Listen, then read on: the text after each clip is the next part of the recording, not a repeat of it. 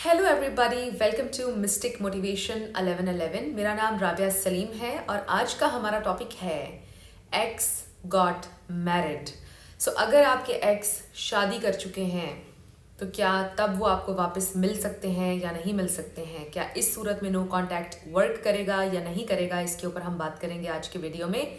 सो मेरे किसी भी वीडियो को आपने स्किप नहीं करना है फ्रेंड्स। हर वीडियो में बहुत इंपॉर्टेंट इन्फॉर्मेशन होती है और इसके अलावा मेरे चैनल को आप लोगों ने ज़रूर सब्सक्राइब करना है और हो सके तो शेयर भी कीजिएगा ताकि मेरा ये मैसेज ज़्यादा से ज़्यादा लोगों में फैले और उनकी हेल्प हो जाए। एक चीज़ मैं हमेशा आप लोगों से कहती हूँ और वो है एक्सेप्शंस। एक्सेप्शंस हमेशा होती हैं। एक्सेप्शन ये भी हो सकती है कि किसी को किसी का एक्स कभी भी ना मिले। एक्सेप्शन ये भी हो सकती है कि किसी के एक्स की शादी हो जाए और उसके बाद भी वो उसको मिल जाए, ये भी होता है। बट ज़्यादातर मेजॉरिटी केसेस में जो देखा गया है कि जब शादी करके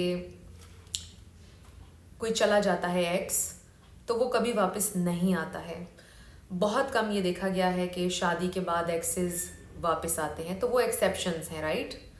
लेकिन मेजॉरिटी टाइम्स ऐसा होता है कि जब एक्स शादी कर लेता है तो आपका कोई चांस नहीं रहता है।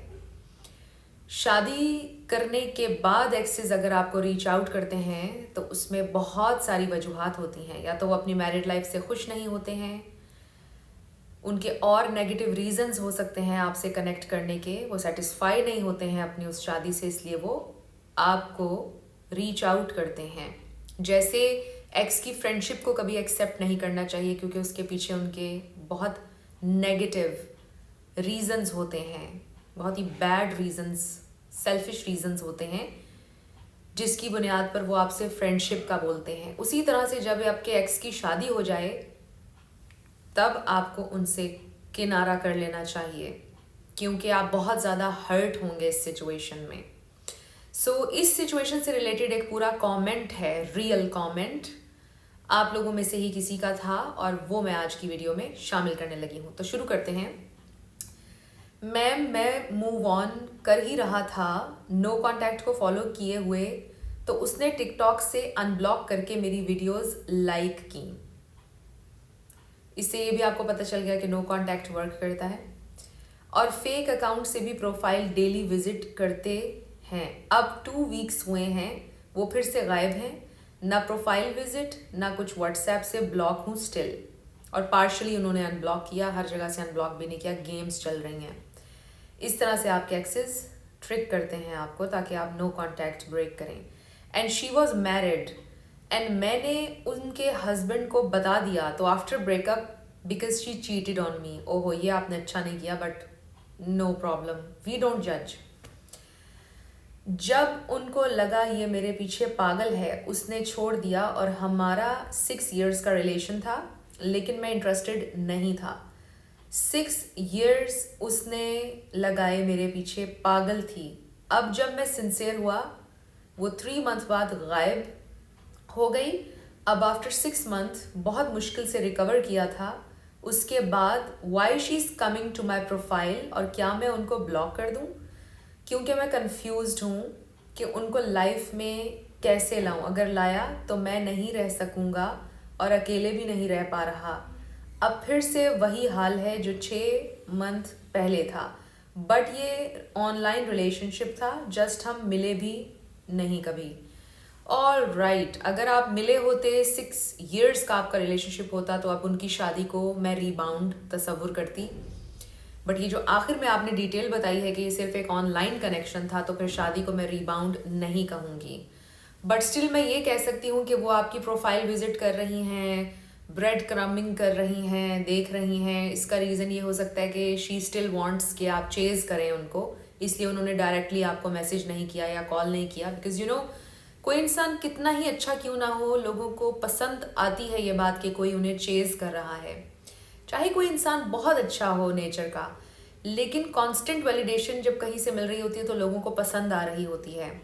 उनको पसंद थी, उन्होंने देखा कि आप चेज़ नहीं कर रहे हैं, और मे बी उनके जो हस्बैंड हैं वो उनको खुश नहीं रखते हैं, मे बी उनको कॉम्प्लीमेंट नहीं करते हैं, उनको उस तरह से ट्रीट नहीं करते जो प्रिंसेस ट्रीटमेंट में भी आप उनको दे रहे थे।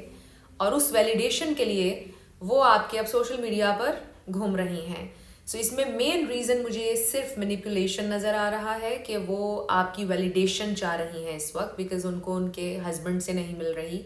उनके हस्बैंड की नेचर मे बी उनसे काफ़ी डिफरेंट है और वो आपकी वैलिडेशन चाह रही हैं। सिर्फ और सिर्फ मुझे फ़िलहाल उनकी इंटेंशन में ये नज़र आ रहा है। फिर आपने पूछा है कि मैं क्या करूं, ब्लॉक कर दूं, क्या करूं। तो देखिए, ये आपकी लाइफ है।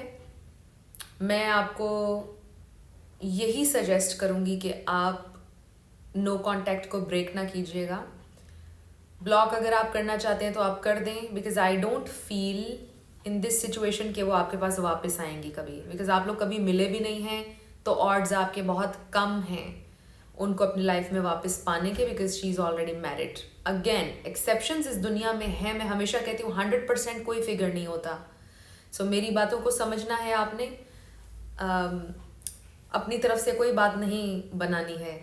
सो मैं ये कह रही हूँ कि एक्सेप्शंस होती हैं, शादियों के बाद भी शादियाँ टूट जाती हैं, फिर लवर्स मिल जाते हैं, ऐसा भी देखा गया है। But you know, let's be very practical here, क्योंकि यहाँ पर ऑनलाइन रिलेशनशिप था, इसलिए सिचुएशन थोड़ी सी मुझे डिफ़िकल्ट लग रही है आपकी। तो आप इनको अगर ब्लॉक करना चाहते हैं, it's totally up to you. मैं आपको सजेस्ट करूँगी कि ब्लॉक ना करें, but stay in no contact. No contact को आपने ब्रेक नहीं करना जब तक कि वो डायरेक्टली आपको मैसेज नहीं कर देती। तो अब इसको हम ऐसे देख लेते हैं कि आपके साथ अगर उनका लॉन्ग टर्म रिलेशनशिप था और आप लोग मिलते थे, एक प्रॉपर रिलेशनशिप था जिन लोगों का, और आपके एक्स ने आपको छोड़कर कहीं शादी कर ली है, तो आप ये समझ लीजिए कि वो शादी रीबाउंड कहलाएगी, क्योंकि आपके साथ था उनका एक long term relationship. And you know कि आजकल बहुत सारी शादियां मैं देख रही हूँ अपने इर्द गिर्द। 80% तो मुझे शादियां ऐसी नज़र आ रही हैं, बड़ी अनफुलफिल्ड हैं। लोगों को बिल्कुल भी इमोशनल फुलफिलमेंट नहीं मिल रही है उन शादियों में, और वो आउटसाइड वैलिडेशन सीख कर रहे हैं अपनी शादियों से, which is very unfortunate I feel. इसीलिए कहती हूँ कि देखिए, अकेले रहना ठीक होता है, सिंगल रहना ठीक होता है। आपको ज़रूर कंपेनियन की ज़रूरत पड़ती है, बट ये फैसला सोच समझ कर करना चाहिए इंसान को। आई डोंट नो लोग क्यों शादियों में जंप कर लेते हैं जल्दी जल्दी, बट एनीवे, लोगों की चॉइस है, मैं तो कुछ इस पर कह नहीं सकती हूँ। बट अनफॉर्चुनेटली मैंने बहुत सारे जिन लोगों से मैं डील करती हूँ, मेरे क्लाइंट्स, उन सब के साथ मैंने ये देखा है। सो अगर आप लोगों का एक लॉन्ग टर्म रिलेशनशिप था और प्रॉपर रिलेशनशिप था और उसके बाद उन्होंने शादी कर ली, तो वो रीबाउंड शादी कहलाएगी, और वो इमोशनली फुलफिलिंग शादी उनकी नहीं होगी अनफॉर्चुनेटली। और ये इसका भी बहुत ज़्यादा रेशो मैंने देखा है, मैंने खुद देखा है, ऑब्जर्वेशन है ये मेरी। और वो हैप्पी नज़र नहीं आएंगे, उनकी ज़िंदगी सिर्फ एक कॉम्प्रोमाइज़ की ज़िंदगी होगी अनफॉर्चुनेटली, क्योंकि उन्होंने हील नहीं किया, प्रॉपर टाइम नहीं लिया और जल्दी जल्दी शादी कर ली। सो साइकोलॉजी हर कोई नहीं समझता है अनफॉर्चुनेटली, इसलिए रिश्ते नाकाम भी हो रहे हैं, लोग आउटसाइड वैलिडेशन सीख कर रहे हैं आजकल। सो फ्रेंड्स, हमारा रिकैप कर लेते हैं थोड़ा सा कि शादियों के बाद भी एक्सेस लौट कर आ सकते हैं, लेकिन मैं ये सजेस्ट नहीं करूँगी कि आप उनको जवाब दें, बिकॉज उनकी इंटेंशंस बैड हो सकती हैं, सेल्फिश रीजंस हो सकते हैं, उनके स्पाउस उनको खुश नहीं कर रहे होते, उनको कॉम्प्लीमेंट नहीं दे रहे होते, उस तरह से चेज़ नहीं उनको करते हैं, उनको फिर आप याद आते हैं और फिर वो आपकी वैलिडेशन लेने आते हैं, सिमिलरली जैसे वो फ्रेंडशिप आपको ऑफर करते हैं। सो दिस इज़ रॉन्ग मेरी नज़र में। आपके लिए साइकोलॉजिकली ये सिचुएशन बहुत ज़्यादा हर्टिंग हो सकती है, मैं इसलिए कह रही हूँ, I am not judging you. बाकी ये फैसला मैंने आपके ऊपर छोड़ा है कि आपने उनको ब्लॉक करना है या आपने उनको अनब्लॉक रखना है। बट सजेशन मेरा ये है कि आप बेशक अनब्लॉक रखिए, बट आपने सेल्फ लव करना है और उनको चेज़ नहीं करना है।